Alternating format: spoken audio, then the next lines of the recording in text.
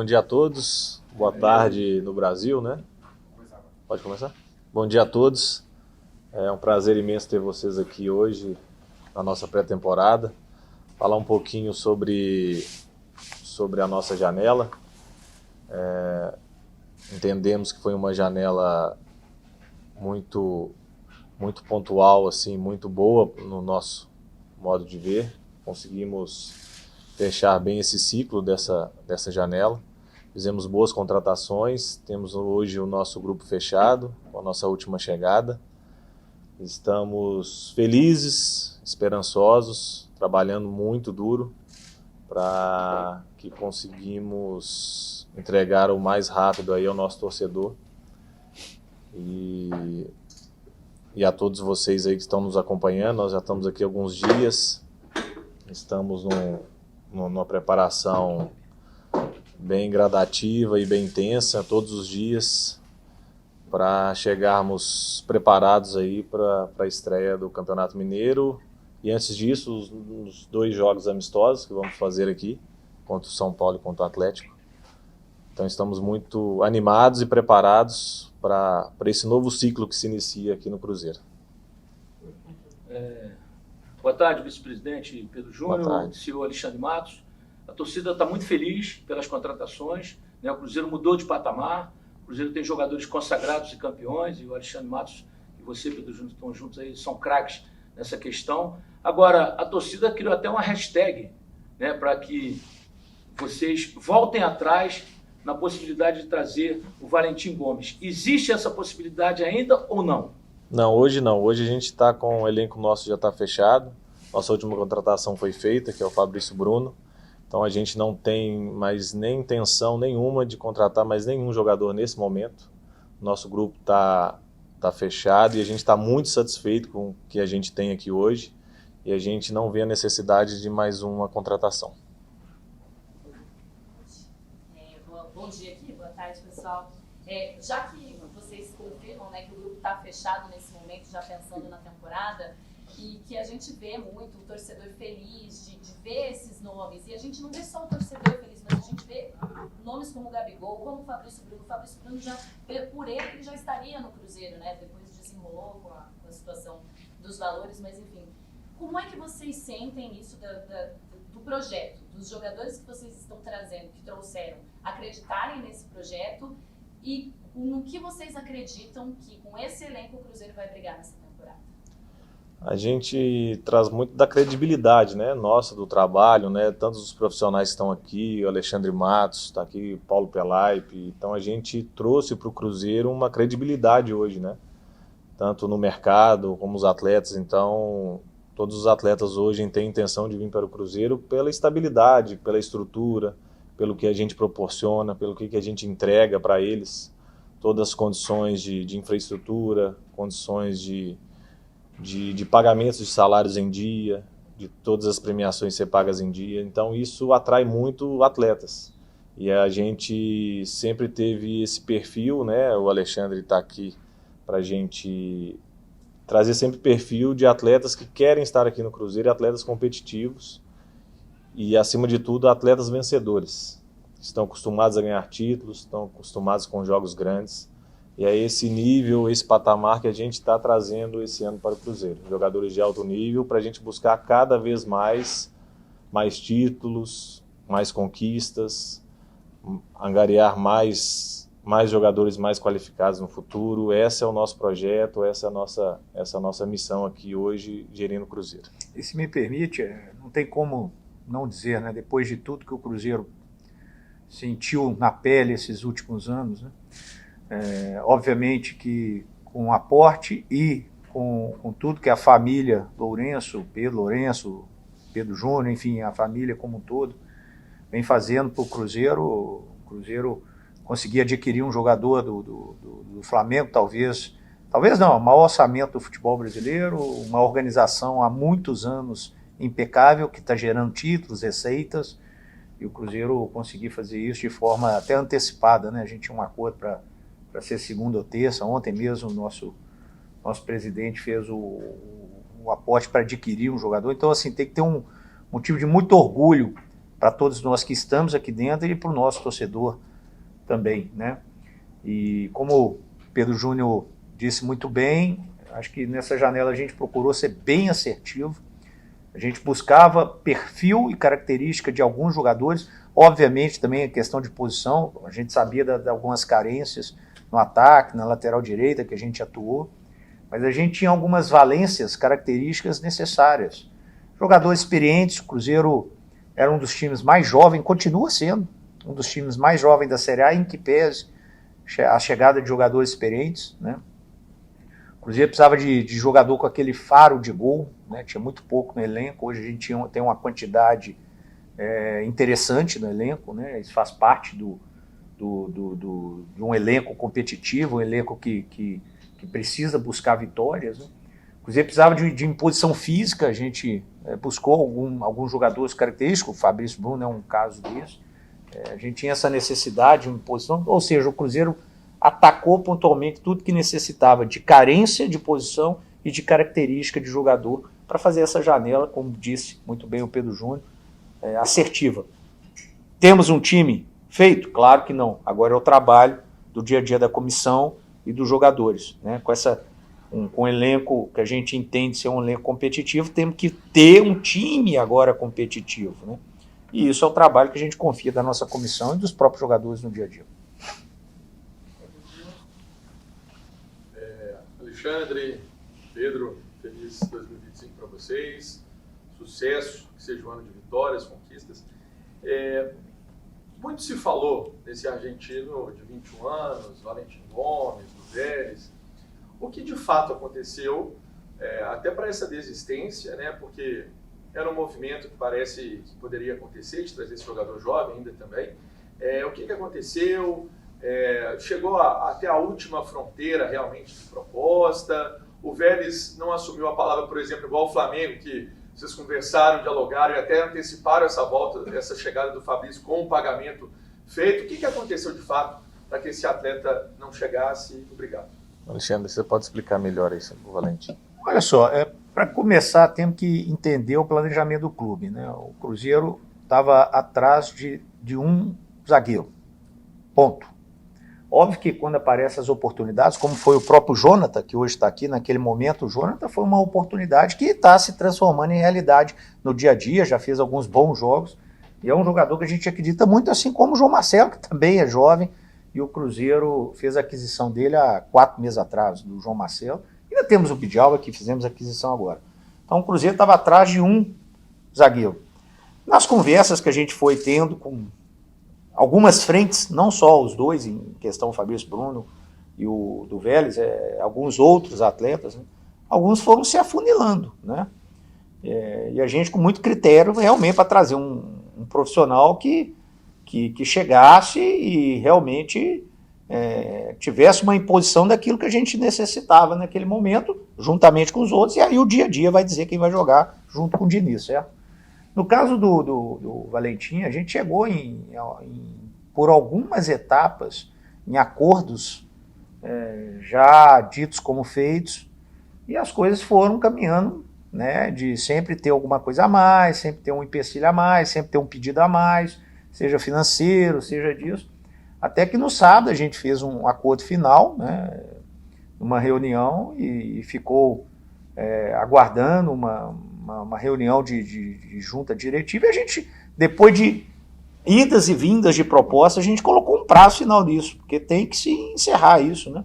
Paralelamente, a gente tentando avançar em outros jogadores, no caso até o Fabrício, porque a gente precisava ter uma definição final disso, né? E a gente acertou com o Fabrício. O Valentim, ele poderia vir como um bônus, né? Agora, o torcedor tem que entender também que aqui, se tem uma coisa que o Cruzeiro, a torcida do Cruzeiro sabe, é que precisa ter responsabilidade. A verdade é que o Cruzeiro hoje já ultrapassou os seus limites das próprias pernas para caminhar. A verdade é que o que está acontecendo é que Pedro Lourenço e a família que estão fazendo os aportes. O Cruzeiro não tem essa condição. Então a gente tem que entender os limites para a gente fazer a coisa com muita responsabilidade. O Cruzeiro chegou no seu limite, ultrapassou o seu limite, a realidade é essa, algumas vezes para tentar trazer o Valentim. Só que toda hora uma coisa a mais, até foi pedido, até vi algumas notícias que o Velho voltou atrás, tem nada disso, voltou atrás de nada. Fez mais pedidos que a gente não consegue, e aí a gente deu um basta, né? Porque também não adianta. E a gente deixa isso para o futuro, a gente não sabe o futuro, o que a gente sabe é que a gente está absolutamente feliz com o que a gente tem aqui hoje. Com a chegada do Fabrício, nós estamos completos de elenco. Óbvio que clube de futebol grande como o Cruzeiro sempre está aberto às oportunidades. Acabei de citar, o Jonathan foi uma dessas, há 4, 5 meses atrás. Mas no momento que a gente fez foi de maneira organizada, no nosso limite, chegar e tentar para ter algo a mais, um bônus a mais, que não foi possível. E a gente respeita, segue a vida. O que eu quero deixar claro para a torcida é que não teve essa história aí, que voltou e não nada disso. Que teve um desejo, parece, do jogador de vir, a gente conversou, eu conversei com o jogador também, com o empresário dele, o Diniz conversou, ele ficou encantado com tudo que ele escutou, só que não foi possível, a gente chegou no nosso limite e chegar a hora do limite não adianta ficar postergando, até porque o limite financeiro do Cruzeiro já foi ultrapassado e a gente entendeu que não é o momento de dar esse passo a mais, agora é o momento de fazer esse time funcionar, o Cruzeiro trabalhar muito bem esse time. Com isso, com certeza, as coisas caminhando bem, vão ter mais sócios torcedores, vão ter receitas no estádio, vão ter possibilidades de quem sabe no futuro, a gente conseguir algumas receitas de venda de atletas, isso tudo para aí sim a gente alavancar a receita e o Cruzeiro poder fazer investimentos de 1, 2, 3, 4, que não é o momento atual. O momento atual é da gente ter responsabilidade de fazer bem assertivo, que é o que nós fizemos com todos os jogadores que nós fizemos agora. Dizendo, claro, o Cruzeiro fez 9 contratações, dessas 9, o Fabrício, um investimento alto, o Christian, né, que teve um investimento também um pouco mais alongado, um menor, e os outros jogadores, claro, tem salários, tem luvas, mas os outros jogadores vieram sem essa... Então o Cruzeiro foi muito criativo para trazer os jogadores e colocar aqui dentro, tendo a responsabilidade de todas as obrigações que a SAF do Cruzeiro tem, com pagamento de dívida, enfim, com tudo que tem que ser feito da maneira correta. Ô Alexandre, até insistindo aí nessa questão do Valentim, pela operação que estava fechada no sábado, o Cruzeiro iria contratar 2 zagueiros, né? Iria fazer esse bônus, como você disse, do Valentim. Mudou muito realmente essa questão e mesmo com o pedido do jogador, o Vélez, ele não cedeu naquela proposta que tinha sido acordada lá no sábado, quando teve inclusive a palavra do presidente do Vélez? No sábado a gente fechou e mandou o documento. Documento esse que ontem parece que foi respondido para o empresário, dizendo algumas coisas, pagamento à vista, enfim, porque, ou senão tem que esperar para arrumar uma instituição financeira, ou seja, ainda com algumas coisas a gente encerrou o assunto. Eu acho que agora o torcedor tem que valorizar o que foi feito e não se sentir que teve alguma perda, porque não teve perda nenhuma. O Cruzeiro precisava de um zagueiro, e na nossa opinião a gente contratou um dos principais zagueiros do futebol brasileiro, né? Para muitos talvez o melhor atuando no Brasil, é uma cria nossa, aliás fez um esforço hercúleo, isso nós temos que valorizar, né? O Fabrício fez um esforço do tamanho do mundo, há muito tempo eu não vejo um jogador querendo tanto vir para um projeto do Estado como o Fabrício fez, né? Todos querem vir, mas ele fez uma força-tarefa dele mesmo muito forte para vir, então acho que a gente tem que esquecer essa etapa e partir para outras. A gente tem que valorizar quem está aqui, valorizar, no caso específico da nossa defesa, o Jonathan, o João Marcelo, o Bidjalba, o Fabio, são 4 zagueiros. Né? Temos um menino despontando na copinha, daqui a pouco pode estar aqui conosco. E a gente vai estar sempre aberto a oportunidades, que seja o próprio Valentim ou outro, quem sabe no futuro, mas nesse momento o assunto está encerrado. Não tem mais que ficar pensando nisso e nem pensar que isso como uma espécie de frustração. Nós temos que valorizar o que foi feito e que talvez há 4, 5 meses atrás ninguém esperava que pudesse ser feito, o que foi feito, por exemplo, pela própria torcida na apresentação de alguns jogadores do Mineirão, como foi uma coisa maravilhosa com mais de 40 mil pessoas. Alexandre, Pedro, bom dia. Esses salários tiveram que ultrapassar os limites financeiros, né, para trazer esses reforços, para elevar o nível do elenco que vocês estão tentando trabalhar desde o meio do ano, né, quando vocês assumiram. Até quando vai precisar desses aportes? Até quando o Cruzeiro vai depender dos aportes da família Lourenço antes de conseguir voltar a caminhar com as próprias pernas, eu digo assim, financeiramente? Isso vai depender muito do que a gente almeja, né, durante o ano, né? Então a gente já tem alguns aportes já pré-estabelecidos, pré-programados já, que a gente entende, e a gente quer trazer o Cruzeiro, ser o Cruzeiro autossustentável o mais rápido possível. Só que isso a gente não consegue fazer de um dia para a noite, nós temos compromissos a pagar, temos RJ a ser paga, temos reformas a serem feitas na Toca, que já estão sendo feitas, estamos fazendo um investimento muito grande na nossa infraestrutura, na Toca da Raposa 2, em fisioterapia, reformando toda a nossa hotelaria, cozinha, para trazer o Cruzeiro no alto nível de excelência, não somente em jogadores, mas também em equipamentos, em infraestrutura, trazer as melhores condições para eles. E num futuro que a gente espera breve, o Cruzeiro se tornar um autossustentável, mas enquanto não se tornar, a gente já tem alguns aportes já pré-programados, que a gente já fez um estudo até meses atrás, do que a gente precisaria, do que a gente entende que é necessário, e os aportes vão continuar sendo feitos na medida que a gente achar necessário. Mas hoje a programação começa. Não, a gente não fala em valores, né? A gente fala só em alguns momentos, se a gente precisar, a gente tem esses aportes já pré-programados. Bom dia, Alexandre. Bom dia, Pedro. Bom dia. O Alexandre até citou que o Fernando chegou a ligar para o Valentim. Queria que vocês falassem um pouco qual foi o papel do Fernando nessa janela, se ele participou das outras negociações, qual foi a importância do treinador aí durante essas conversas, não só da negociação, mas concretizado. Obrigado. Alexandre. Não, o Fernando é o pilar, né? Técnico, né? É óbvio que a gente consulta ele em tudo. A decisão cabe ao clube, tem que ser assim, né? Até para ter os limites financeiros, os limites da instituição. Olha, esse jogador, por algum motivo, não dá, enfim. Mas o Fernando participou ativamente. A gente conversou diversas vezes, em todos os sentidos. Sempre que necessário, pedia ele para conversar com o atleta em questão, até pela particularidade que é o estilo de jogo dele, né? Porque acima de tudo tem que encaixar com eles, né? Então foi fundamental nessas escolhas, e acho que está muito bem atendido. Acho que o Cruzeiro conseguiu novamente cumprir, encerrar as lacunas que tinha necessidades e algumas características de atletas que a gente necessitava, e a gente conseguiu fazer isso nesse momento. Agora, trabalho do dia a dia para fazer isso dar certo, né? Tem que dar certo. Bom, uma pergunta para o vice-presidente, também para o CEO. O Palmeiras fatura 1 bilhão e 200 por ano, é superavitário. O Flamengo fatura 1 bilhão e 600 por ano, também é superavitário. O Cruzeiro fatura 350 milhões. E o Cruzeiro está montando um time, né, com os recursos da família Lourenço, à altura de Flamengo e Palmeiras. Sendo que essas duas equipes vêm ganhando tudo no brasileiro, no futebol brasileiro há 8 anos. Mas o Cruzeiro, com as contratações que fez, com jogadores vencedores, tarimbados, experientes, né, o Cruzeiro virou notícia mundial. Vocês dois entendem que hoje, Palmeiras, Flamengo e Cruzeiro, apesar dessa distância financeira, são as equipes a serem batidas no futebol brasileiro nessa temporada? Posso antecipar que não. O Cruzeiro ainda tem um chão muito grande, uma estrada muito grande a percorrer para ter um time competitivo, né? Eu acho que quando se mexe muito, muda muito, você precisa de um tempo para as coisas começarem a fluir, né?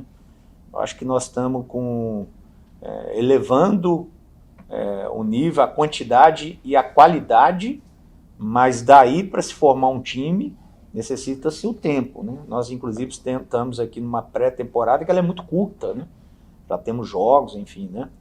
Então acho que o torcedor agora ele vai ser inflamado com essa expectativa, precisando compreender que não é da noite para o dia, né? A adaptação, a forma física, essas coisas vão acontecer, e o que nós vamos trabalhar agora é dentro de campo para montar um time, e aí desse time sim as coisas começaram a fluir. Mas nós temos outras equipes muito qualificadas do futebol brasileiro. Você pega o próprio Botafogo, enfim, todas as equipes que o Internacional fez uma grande campanha. Nós temos até o nosso rival, né, que já vem de um tempo com um lastro de trabalho mais tempo do que o Cruzeiro.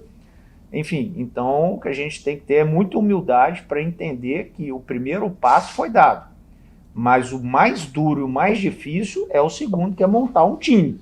Esse time tem que acontecer. Sobre receitas, Lembrando que o Cruzeiro hoje é uma empresa. O Cruzeiro não é um clube associativo. O Cruzeiro é uma empresa.